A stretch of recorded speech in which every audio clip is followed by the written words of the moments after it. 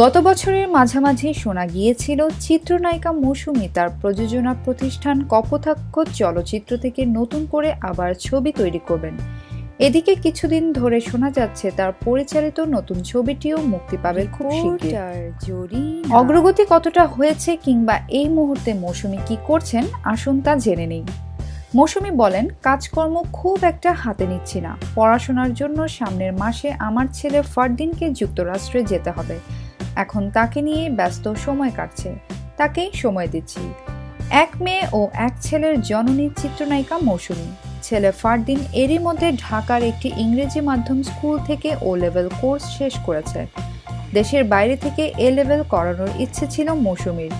মা মৌসুমীর ইচ্ছে অনুযায়ী ছেলে ফারদিনও চেষ্টা করে গেছেন। অবশেষে সেই চেষ্টায় সফল হয়েছেন।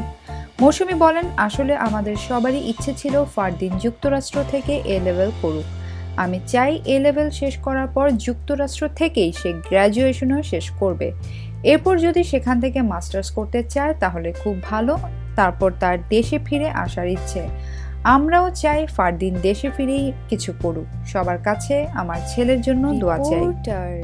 এদিকে যুক্তরাষ্ট্রে আগামী এপ্রিল মাসে অনুষ্ঠেয় ঢালিউড অ্যাওয়ার্ডে অংশ নেওয়ার কথা রয়েছে মৌসুমীর। ছেলেকে যুক্তরাষ্ট্রে মাসখানেক সঙ্গ দেওয়ার পরই দেশে ফিরে আসবেন তিনি। এসেই নতুন ছবি নির্মাণের কাজে হাত দেবেন বলে জানান। মৌসুমীর প্রযোজনা প্রতিষ্ঠান থেকে নির্মিত এই ছবিতে ফেরদৌসের অভিনয়ের ব্যাপারটি মোটামুটি নিশ্চিত। বাকি অভিনয় শিল্পীদের কে বা কারা থাকছেন তা দেশে আসার পরই চূড়ান্ত করবেন বলে জানান মৌসুমী।